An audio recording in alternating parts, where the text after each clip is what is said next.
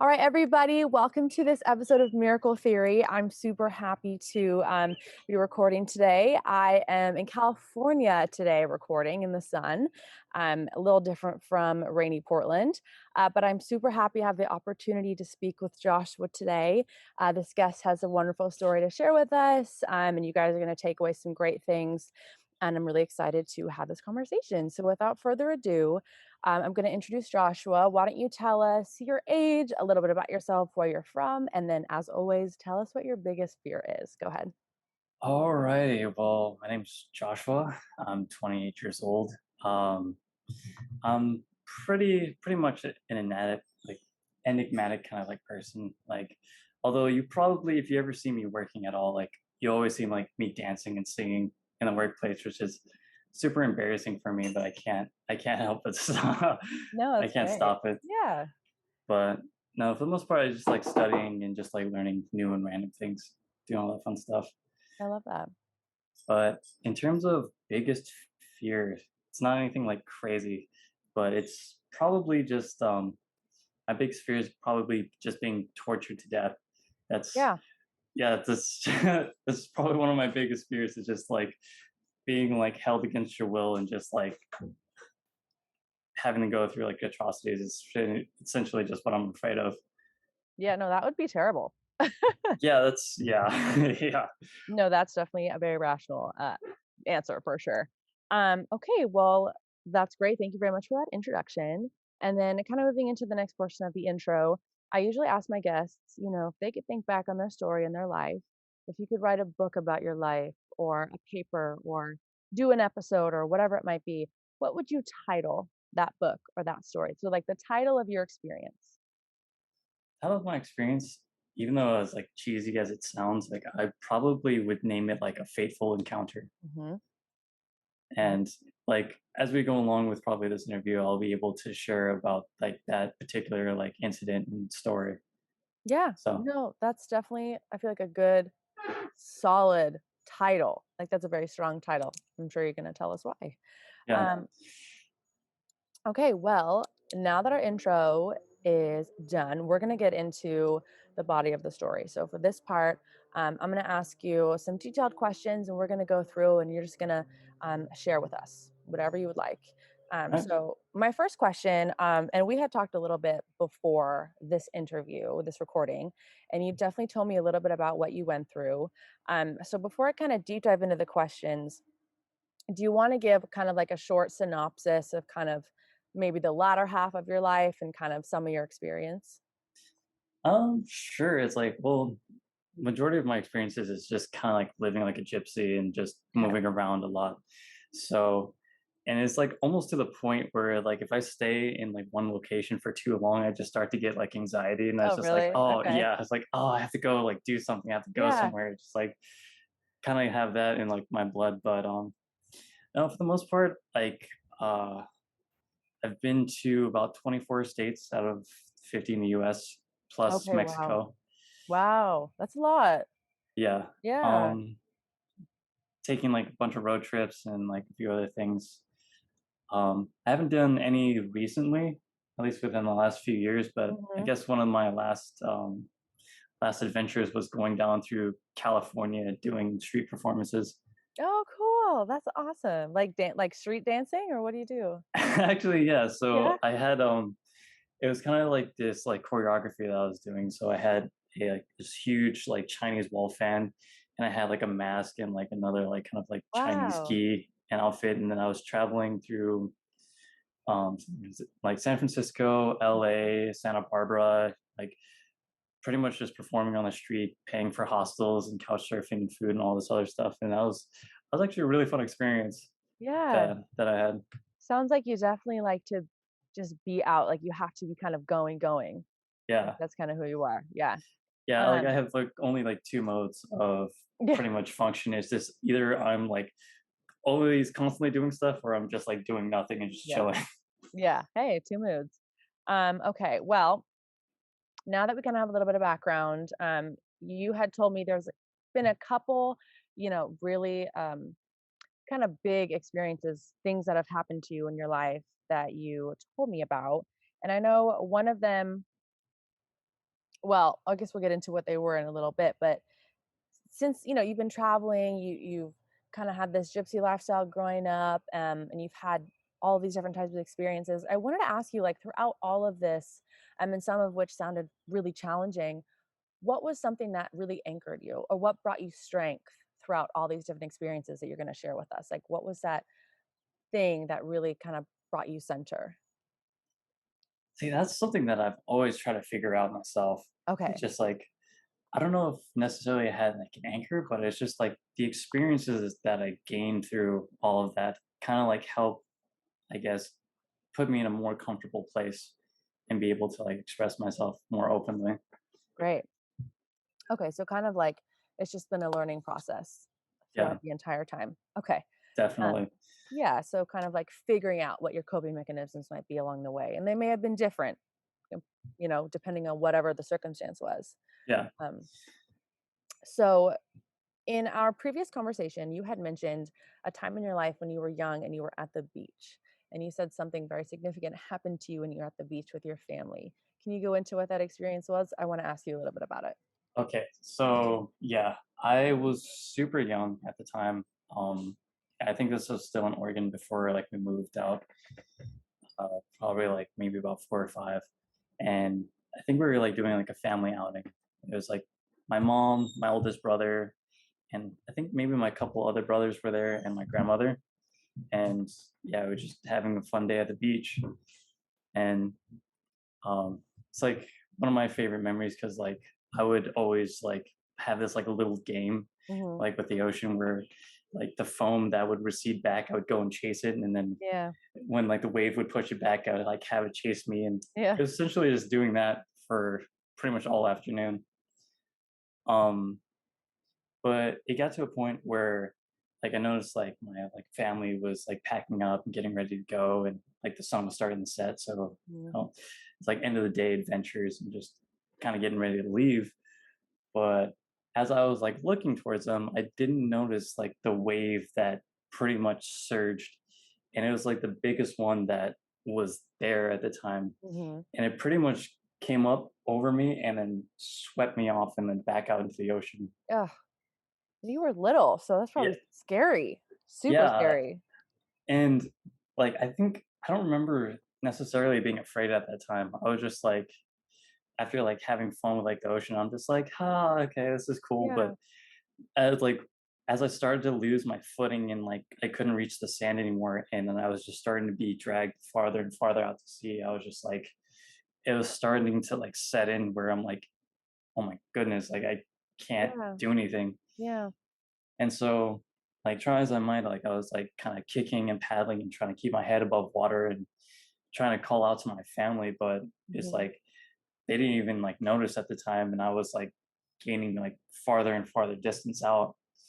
And so it was a mix between like looking up over the water and seeing like them get farther away, and then me getting my head underneath like the surface and seeing this like the bottom of the sea floor just go deeper and deeper and darker. Yeah. And there was a certain point where like I don't know if I lost energy or if it was like super cold or something, but like I couldn't keep it up any longer and I just started to sink. Okay. And yeah, the only thing I remember from like that is just like just being in the ocean, just falling. Okay. And Yeah. it was just weightless. You had mentioned, part of you, kind of felt peaceful rather than fearful almost to some degree. Why do you think you felt like that? Like you just were young, you didn't really think about it, and you're just, or did you kind of accept what was happening? Like, why do you think you weren't maybe as scared? I think it was like the energy that I was feeling at the time. It was Okay. really interesting to like try to like explain it, but like as I was like sinking it was like the feeling of this kind of like playfulness like with like the water and the ocean. I feel Yeah. like it knew that I was like leaving or something and wanted to keep on playing, so it just like swept me off. Yeah. But That's so like interesting. as I was like sinking, it's just like it was almost more of a feeling of comfort of just being in the water than being like afraid that I was gonna die or my life was just pretty much gone. Yeah. And Do you think it had anything to do well, now you had mentioned also that was kinda one significant piece of a memory of your childhood where you kinda came close to maybe losing your life, as a young child being swept out to sea. Um, and I know you had mentioned your brother ended up coming to save you, right? Or you kinda, like, were I unconscious and then I blacked out then, like, okay, I only found out that my brother came and got me from, like, my mom and my grandmother at the time. okay. So they were probably like, "Oh, no, where'd he go?" And then saw you out in the Yeah. ocean. Yeah, that's, well, it's amazing that he saw you and was able to swim to get you.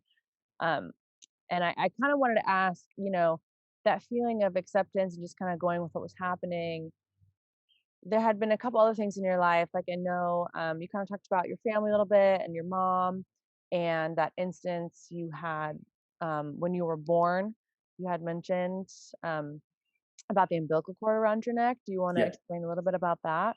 Sure. Well, like, a bit of, like, backstory, because like, my mom has, like, suffered with, like, suicidal like, depression through Mhm. a good majority of her life, and when it came time, like, around when she was pregnant with me, um, she was also, like, going through that kind of Okay. emotional distress, and, um, in a weird sense of irony, like, later in my life, she told me that she was thinking about hanging herself and, like, maybe have, like, gone to try to do so, so when it came to time when I was born, like, I actually was born with what I think the layman term is, like, a hangman's noose, Mhm. right, with the umbilical cord wrapped around your neck, Right. and it was wrapped so tight, like, around, like, my neck that my body didn't have any oxygen. Oh, gosh. So, my brother, who was there during the birthing process, not my oldest one, the second Mhm. oldest, Okay. he used to kind of joke that I came out looking like a Smurf. Oh, no. Just, like, Yeah, I guess if you have to joke about it to, like, wow.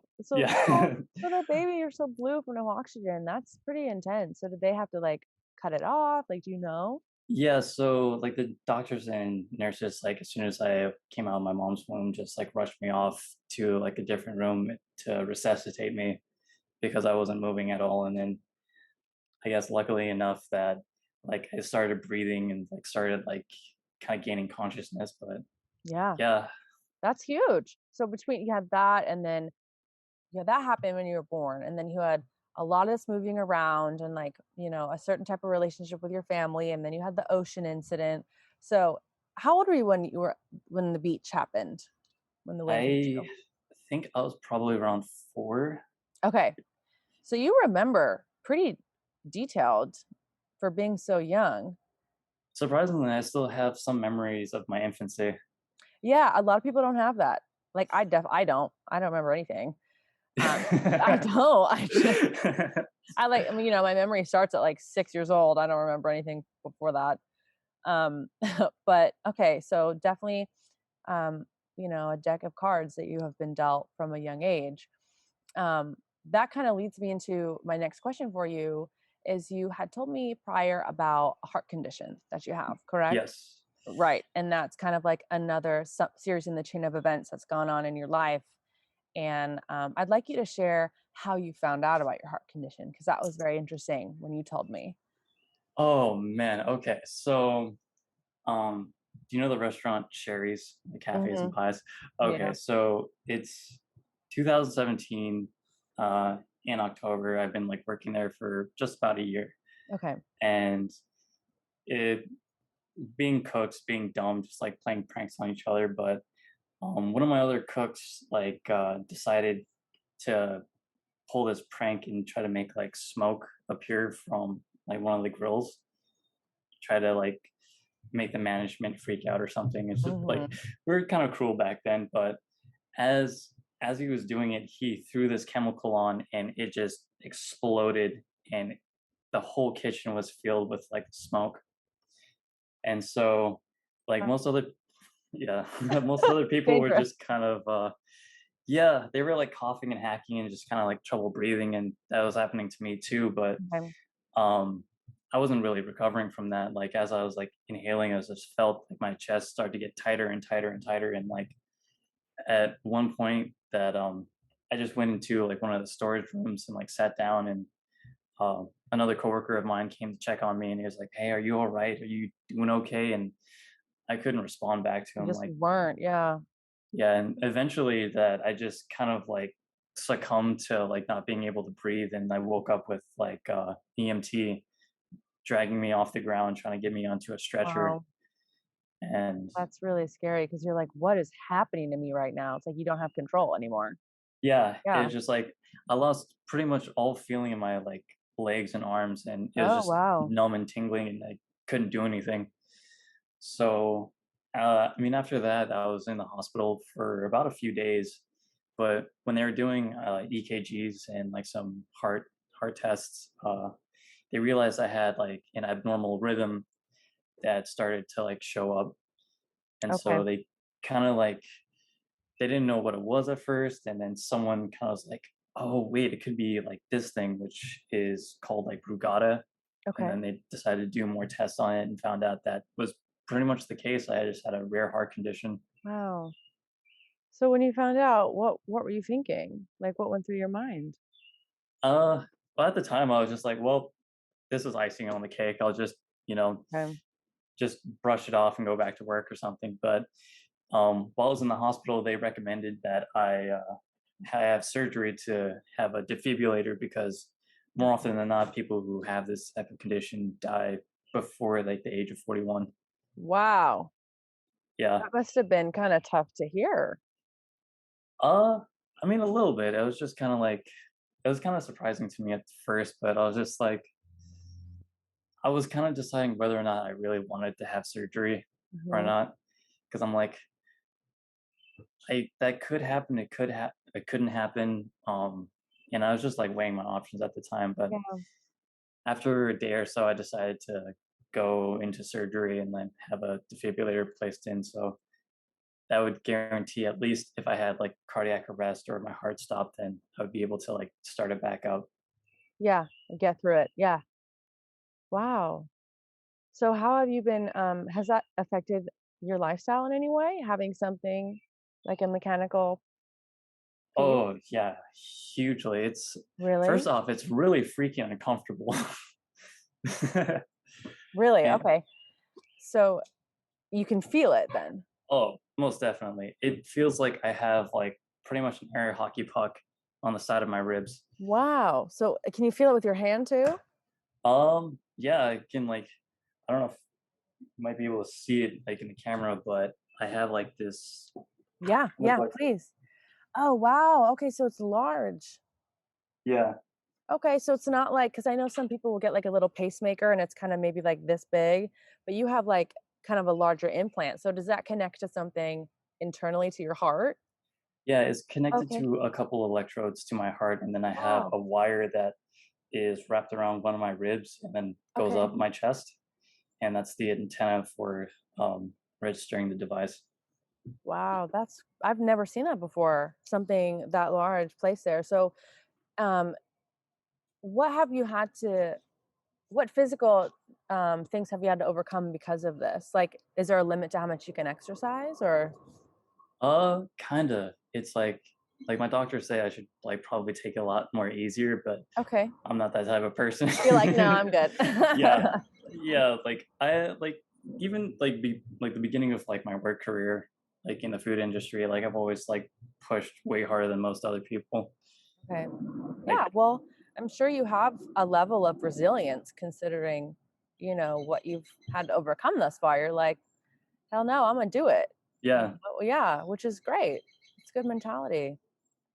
Although like as soon as like I got out of surgery, is like I couldn't move like For sure. half of my body, and Right.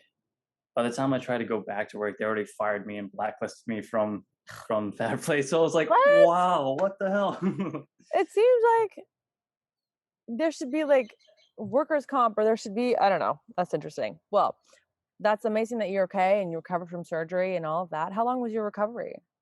It took about 3 months. 3 months. Okay. So going forward, and thank you for sharing that, looking back on the experiences you've had in your life with your family, just traveling, being in different places in the world, I want you to think back about what you might tell yourself. Like, what piece of advice would you give your younger self? And the experiences stay the same, so you can't go back and change anything. Yeah, what piece of advice might you give yourself? Ah, that's kind of interesting. Um, it's in a way that I kind of do that for myself when I'm in a tough situation. And I guess when I was younger, like I'd always imagine like my older self, me being now or even older, Mhm. coming back and being like, "Hey, don't worry about it, sport. You got this." It's Yeah, like it might yeah. suck now, but you know, we all have to like go over these road bumps to get to like the finish line. So So just words of powerful encouragement then. yeah, Yeah, of course. Definitely like giving yourself strength. Like you'd go back and be like, it's gonna be fine. You're gonna get to a point where you're gonna be okay. yeah. Definitely. That's great.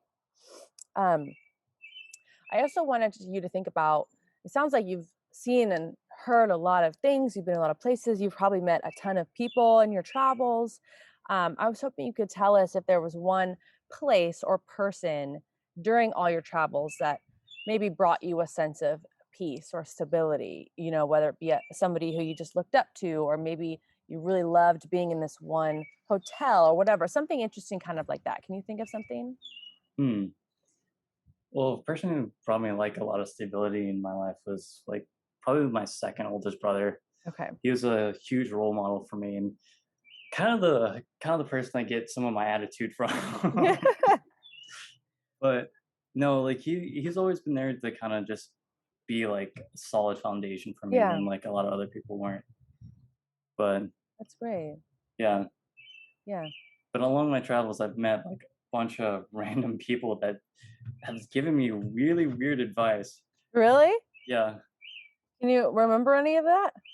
yeah. So one time I met this lady, like I was walking to work, and this was I think when I was living in Silverton for a little while.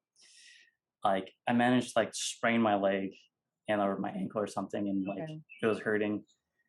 And like upon like getting to work and like going throughout the day, I get on break and I meet this lady who her leg on the same spot was also hurt. Oh, And weird. yeah, and we started getting into this conversation, and she was telling me all these like really random things. Like she had me write down in my notepad, or like she wrote down in my notepad that I will fly soon and Huh. that like I will grow wings and the strength to overcome. And I'm like, okay, this is really strange, but all right, I'll just go with it. Yeah, she's being nice, like telling you whatever, but it's always interesting to get advice like that from strangers for sure. Yeah, and it was just kind of like we talked about a bunch of stuff from like spirituality to science and politics, and it's kind of like it was a fun little thing. But as soon as I finished talking with her and she went to go leave to do whatever, like my ankle and my leg just was fine. It was Yeah. healed. That's wild. Yeah, So so it was right just after like that. it's like yeah, exactly right after that. I'm just Yeah. like, okay, what is happening? Yeah, no, definitely. I believe in occurrences like that and little miracles. And it's always interesting to see or listen to stories like that because I believe that kind of energy exists. I mean, it's very ironic for sure, and, it's just cool because 'cause you're like, "Wow, that really did happen." Like, I don't really know how or why, but it did, and it kinda gives you encouragement and just kinda makes you feel good, so Yeah, that's pretty cool. That's a pretty cool occurrence. Sorry about this bird too, by the way. You can probably hear it going off yeah. in the background, unintentional. But, anyways, kinda moving on, I was hoping, a lot of these experiences can be heavy or they can be a lot and very memorable.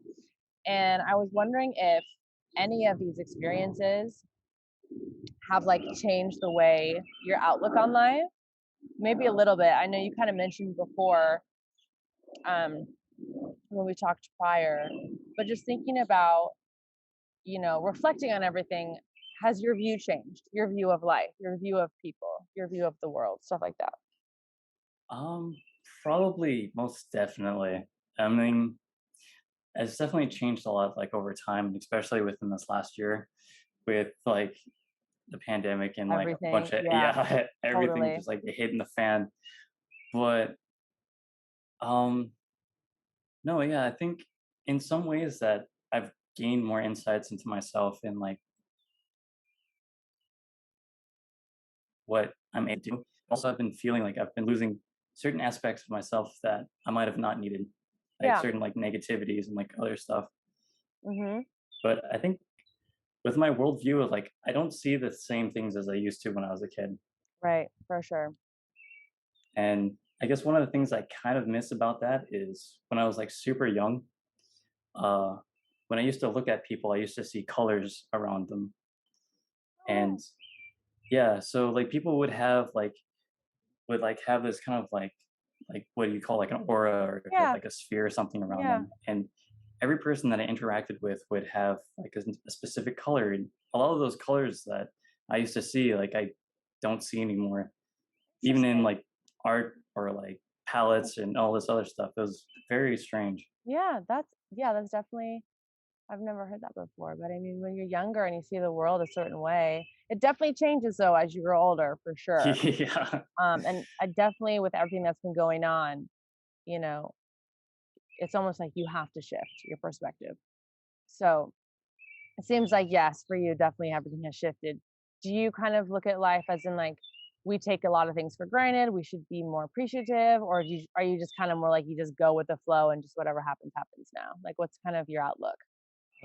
Definitely, probably more of the latter, but it's still both.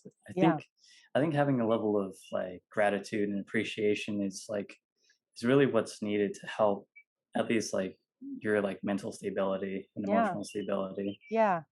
but You kind of also being able to like let go as well is like needed. being able to let go, that's a very good one. I haven't heard a lot of people say that. And I think that's a very strong stance to take, especially with everything that's happened in your life and just in the world. Being able to let go of things that are like, harmful energy for sure. Yeah. Um, kind of going into my last question as we're wrapping up here, I kind of was hoping you could tell us maybe what part of your life experiences have impacted you the most and thinking about all your experiences and how they've impacted you, what would you tell our audience? What would you want them to know about life, about you, about whatever it might be? So just what has been the most significant for you and what would your message be to the world, I guess? Ooh, okay, interesting. So this one might take a little while because now it's coming into the story of that faithful encounter that I had. Oh yeah. Mhm. So, I mean, this is like a bit of a story, but I'll try to keep it within the Sure. time frame. Sure. Um, so give you kind of in like an idea and like for the audience to kind of like go along with this is like the date is May 23rd, 2020, so last year. Um, I pretty much just got off a shift at a restaurant that I was working at. It was super late. Most everybody was asleep in my apartment, and I decided just to hang out in the back porch, back patio, just pretty much by myself and with uh, one of my roommates' cats, who I forget the name of. And so, just hanging out, not really doing much. Mhm. And between like our apartment, which we had, there was like another facing pretty much apartment complex, and they mirror each other on each side. Okay. On our side, it pretty much had like short grass, and on the other side is kind of unkept and had like a bunch of long grass and stuff. But in between both of those areas was a stream that ran through the entire complex. Okay. And so sometimes I just sit out there and just listen to the stream. And so one night when I was doing that after work, I noticed like there was a rustling like in the long grass across from the stream from me. And I'm like, okay, like what is that? Like what's going on? And I see a pair of coyotes just like playing with each other, just running back and forth. Oh, And like, that's kind of cool. yeah, it's just Yeah. like, it's really interesting. And like, they were causing mischief. They were knocking stuff over Yeah. in the other, like other apartments and just like running, having fun and just playing. And I was just like, caught my attention. And Yeah. I was like, wow, it's kind of funny. And like, I chuckled to myself. And eventually they just turned a corner and bolted off. And I didn't Mhm. see him for a little while, but I was kind of hoping to. So that's why I kept hanging outside for like a little bit. And sure enough, like after a while, um, I saw one of the coyotes just come back just on the other side, and I kept looking for the other one, but I couldn't find it. And it it eventually got up to a stream where it connected with this other silhouette, and I'm like, oh, okay, there's the other, like the other coyote. Yeah. But it was weird because as soon as the coyote like got close to the silhouette jumped, ran up like the stream and over to my side of where like on the patch of grass it was, and Mhm. started bolting directly towards me. Oh, what? Yeah, it was just like Weird. it was just bucking it, and I'm like, what the Yeah. what is happening? Yeah. And then I look down and the cat is like right next to my feet, and I'm like, oh shit. Like this coyote is about to have like this The cat for cat. lunch. Yeah. And like this silhouette's not stopping at all. And I'm thinking like, okay, this coyote is not backing down. I need to take my stance, take my ground, Whoa. and like Yeah. just like Scare it kind of like off or something. yeah. So it keeps going towards me, and I'm like nervous and like, oh shit, what am I gonna do? And within like a few feet of getting to me, I'm just like, all right, it's now or never. So I just yell, just Yeah. and like stomp my foot on the ground. It stops, and like it takes like a few minutes, and I'm like staring at it, and it's staring at me, and like we're just in a dead silence. And then I look, and it turned out to be like a young fawn. It was actually like What? a young female deer. What? Yeah, and it was just standing there, and I'm like, oh shit. I got super embarrassed at first. I was like, I'm sorry, I'm sorry. Oh. and Oh. I backed up, and I'm just like, I'm not gonna do anything. If you want, you can pass by me. And Yeah. within like a moment, it's just like, okay, sure. And then just like walked by and just pretty much went like right past me, and just like started going off down like further down the stream. But it never really left out of my eyesight. It was always kind of just there. Yeah. And so it was like a little while after that, it was just hanging around, but eventually it kept going closer and closer and closer to me. And I was just like, is it is this Like, real? It's what? like, yeah, it's Yeah. like, is this like, is this thing just like checking me out or something? Like, what's going on? Yeah. And eventually, like, it came up and just stopped just about 6 feet from me. And Wow. it was just staring at me. And I'm like, hey, I'm not gonna do anything again. If you want to just pass and go on, you know, like you're chill, you're all Yeah. right, just go. Yeah. And kept looking, and then decided like, okay, sure. And like it started to like walk off, and it went down the stream and went away. But before it left, like some part of me out of nowhere just called back to it and just be like, it's like, hey, you think I'll see you again sometime? Yeah. And sure enough, it paused and turned its head back to me. And for like a moment, I felt like the answer was yes. That's so wild. Wow. Because you can, with animals, I feel like you can feel that kind of thing. Yeah. And I was just Yeah. like, holy cow. And then it, like, after that, it just turned its head and just like went off. Oh, a friend. I know. I was Yeah. like, it was cute. But then that's only just part of the story. Mhm. Like the next day, I was back at work, and I was just getting off from break, and I live the restaurant I worked at was just pretty much right across the street from where I lived. So I headed back home. I got down on the couch. I'm just chilling. One of my friends just like busts through the door, and he's like all flustered and shaken up. I'm like, what is happening, bro? Are you all right? And he's just like, he was like breaking down and crying. I was like, okay, what's wrong? And he's like, he told me that he saw like two young female deer get hit by a car. And like No. I was just like, oh god, oh no. Oh, no. And like one of them was fine, but the other one had its legs broken. And out of and like at the time, like he told me like out of mercy, he like slit the throat of that one so it could just like not Ugh. keep in pain. And Oh, poor baby. that like I didn't know how to process that at first. I was just After like you kind of just like, had that other. Yeah. yeah, just within like 12, 13 hours before that, just to like have that happen to me. I'm like, it, I think I was like working, like I got back to the restaurant after my break, and I was working on the line, and I eventually just started just kind of crying and like just bawling.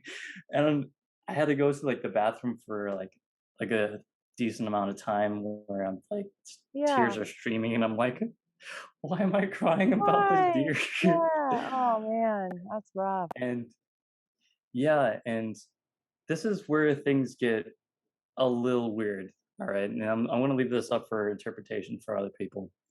So it was a couple days later, and this is like one of my best friend's birthday, pretty Mhm. much my Hanai brother.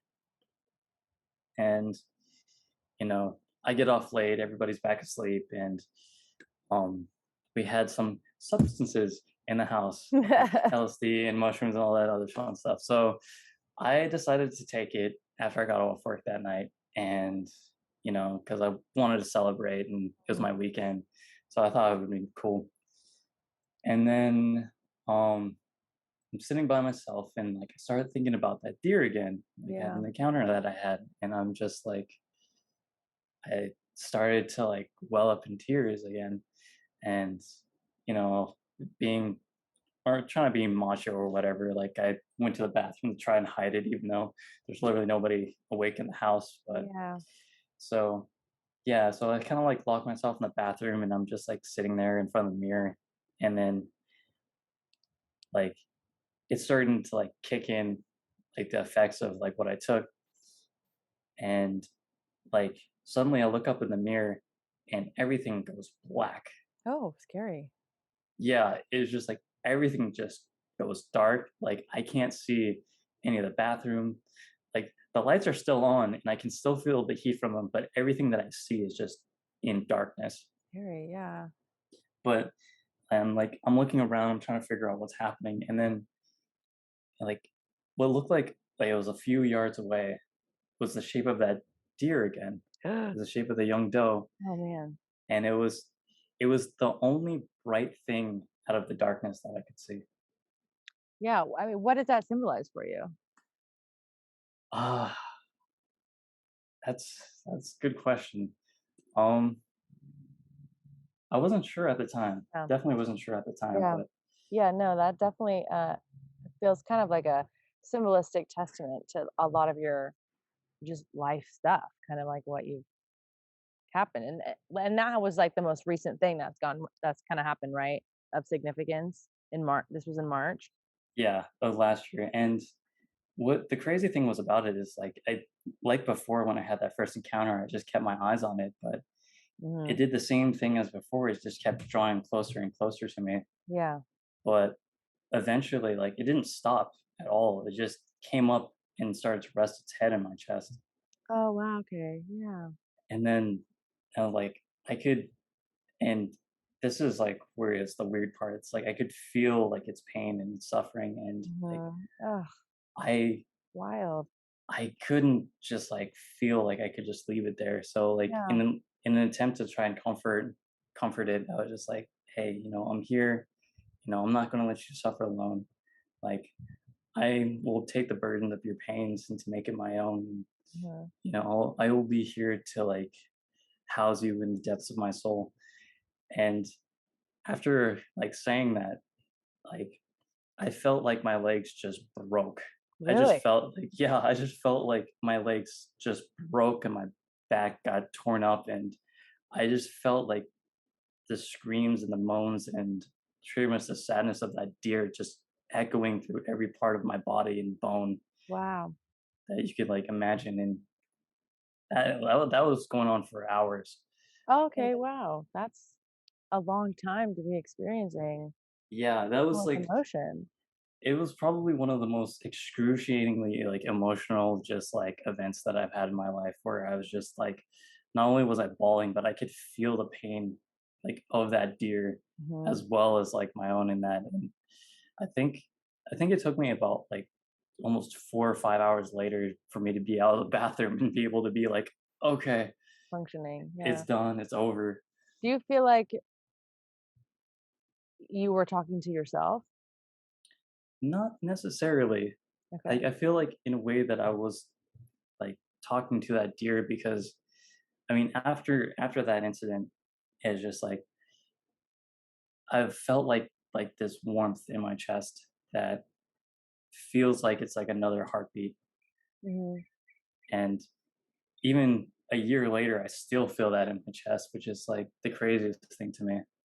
So thinking about that experience then, that kind of seems like the culmination of emotion for everything that's happened prior in your life.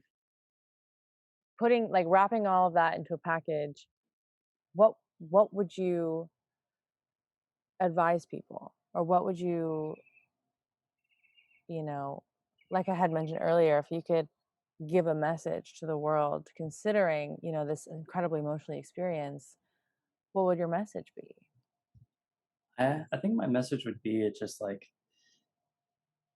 even though it was like an excruciating experience and stuff, it Mhm. was still, I think, one of the more beautiful moments of my life. Yeah. And Yeah.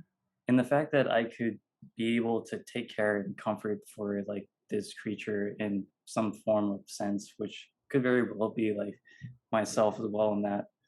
I Mhm. think I think taking the time to like be able to have those moments, right? Mhm. Because like I know like with me, like I've suffered with like suicidal depression before, and there's many times where I could have just been like, "Hey, I'm done. I'm out, and like this is my gig. Mhm. Like I don't want anymore." Yeah. But I feel like just waiting a little bit longer and just being able to like see things and experience things, I think in a way is important. And I think my message overall would just be like, if you're ever in a situation where like things are too tough and you want to way out, just like take a step back and just try to let all that stuff just go through and like let it go, because eventually like you won't have all those emotions happening to you all the time. Right. And I think it should be able to have time to be able to have those beautiful Yeah. moments. Yeah, it's almost like you go through so much pain, but there will be good feeling once that passes. Like Yeah. knowing that kind of, okay, I'm accepting this really painful thinking right now, but it can't last forever. Eventually, something will trigger change, whether it's just even waking up the next day, whatever it might be. So I think that's a great message. And I think it's a very valuable one because it's so easy to get wrapped up and taken over by such negativity. Like it's very easy, especially in this climate, and everyone's got a different life story and they've been through, a lot of crap. And it's kind of hard to not think of all that crap, especially when you're going through it. Yeah. So, Yeah. yeah, exactly. So I think, no, I think that's beautiful. It's great advice, a great message. And I think that's something people can really identify with too. It's very important. Um, so the fateful encounter, I'm assuming, was just the deer, the experience, all of it. I think that's a great title for what you went through as well and what you experienced and how, like there's so much contrast, the good feelings, the bad feelings. You had seen the animal and then you experience the pain of the animal. For me, looking outside, looking in, it's kind of a reflection of you and what you've experienced in your own life and kind of a spiritual aspect to all that. So thank you for sharing. That was very moving, and to think about how, there are probably others that have experienced spiritual things like that too. So to know that, you know, people go through these things, they feel these things. Um, is Yeah. amazing. Yeah, and I just, really wanna thank you for sharing that. So, I think people are gonna really, be able to identify with what you told us today. Yeah, I hope so. And with a lot of these crazy things, I think that most people don't realize like you can have an unexplainable experience, but it's still a human experience. Yeah, yes. Yes, that's great, and it's to each their own, and it's all individual, but they definitely happen. These things Yeah. happen, and to say, that's really what this show the essence of this show is. It's like it embodies the human experience and this just the stuff that happens because these things happen. And so being able to reiterate them and share them is great. So thank you. And we're kind of wrapping up now. I'm kind of closing here, but I just wanted to, if you have anything else you want to add, anything else you want to mention, any other advice you want to give, go ahead. You can give that now if you like. Um, there's not much that I can think about like saying other than like, keep on keeping on, folks. It's like, Keep on keeping on. Yeah. yeah, because No, I that's know it's like kind of weird, but like within this last week, I think I mentioned to you that I was going to start this caregiving job, right? mhm. Well, it turns out that was a scam, and I just got outed in like Oh my god. $2,900. And so, No! yeah, yeah, and that was just like, oh, that was a pretty hard slap to the face. But like, even though that happened, it's just like some part of me is hoping that the person who like scammed me is like at least doing it for like some type of good, like he's trying to help his family or something. But Wow, that's definitely a good outlook for that. well, 'Cause my friend, sorry. um, but I'm gonna wrap up with this portion and, just thinking back on everything, I just wanna thank you again. I'm really excited to share this, and if you have nothing else to add, um, then I'll kind of end this episode now, and, it was great talking to you, so thanks for being here, thanks for sharing, and, I wish you the best of luck and everything, and yeah, that's kind of it, so thank you. Thank you for having me. I Yeah. appreciate you letting me tell my story.